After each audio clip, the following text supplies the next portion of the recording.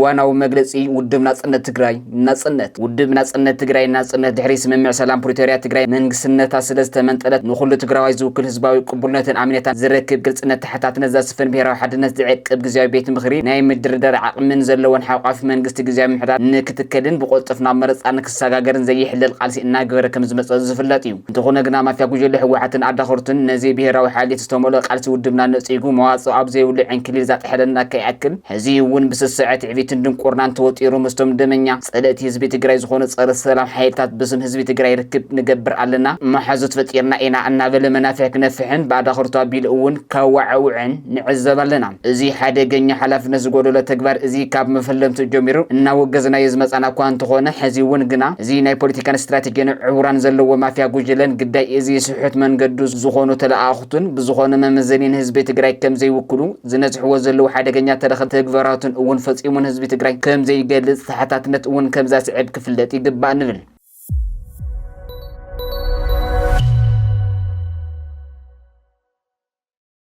እዚ ከምዚ ኢልና ሃለወ ድማ ኣብታ ናሽሓት ዓመታት ኣብነት ሰላምን ምክኣልን ኮይና ዘፀንሐት ታሪካዊት ከተማ ኣክሱም ኣብ ልዕሊ ተኸተልቲ እምነት እስልምና ዝኾኑ ነበርቲ ዝበፅሕ ዘሎ መጥቃዕቲ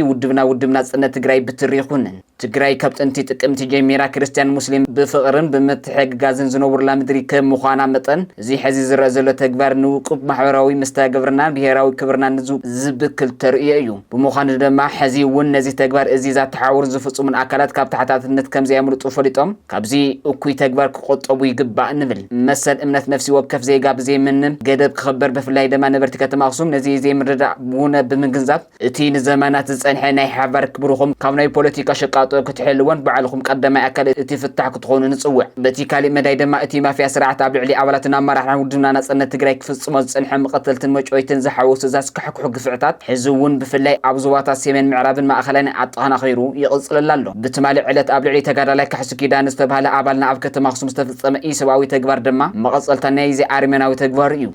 እዚ ቢሮን ብረትን ብሓይሊ ስለዝተቆፃፀረ ልቢ ህዝቢ ዝተቆፃፀረ ዝመስሉ ዕጥቕ ማፍያ ብፖለቲካዊ ዕርቃን ተጠቂዑ ምስ ዝረጋገፍ ሓይልታት ኣብ ፖለቲካዊ ኣመንዘራታት ተጸሚዱ ዕድመ ጥፋኣቱ ካብ ምቅልጣፍ ሓሊፉ በዚ ነውራም ተግባር ዝስኮን ቃልሲ ከም ዘየለ ግን ክፍለጥ ይግባእ ኩሉ ንፍትሒ ጠጠው ዝበለ ትግራዋይ እውን እዚ ኣብ ልዕሊ ኣባላት ውድብና ጥራሕ ዘይኮነስ ኣብ ልዕሊ ዝኾነ ዝተፈለየ ሓሳብ ዘለዎ ትግራይ ዝፍጸም ዘሎ ግፍዒ ብሓባር ክንኩንኖ ድማ ጻውዒትና ነቕርብ ኣብ መወዳእታ ንመላእ ህዝብናን ኣብ ኩሉ ሸነኽ ዘሎ ሰራዊትናን ትግራይ ብሰንኪ እዚ ቀይዲ ኣልቦ ማፍያ ጉጅለ ተለኣኽቱን ኣትያቶ ካብ ዘላ ደልሃመት ክትወፅእ ህዝብና እውን ርፍታ ክረክብ ዝከኣል ብተጋሩ ዝምእዘን ሓቀኛ ብሔራዊ ዘተ ብምግባር ህዝባዊ ኣምኔታ ቅቡልነት ተሓታትነት ግልጽነት ዘረጋግጽ ብሔራዊ ሓድነት ዓቂቡ ክደራደር ክፍጽምን ዝኽእል ዓቕሚ ዘለዎ መንግስትነት ምስ እቲ ትከል ጥራሕ እዩ ስለዝኾነ ድማ እዚ ንምዕዋት ኣብ እንገብሮ ቃልሲ ኣብ ጎድና ጠጠው ክትብሉ ጣውዒትና ነቕርብ ሃገረ ትግራይ ደበ ሰማታትና ገዝሚ መጻኢናን እያ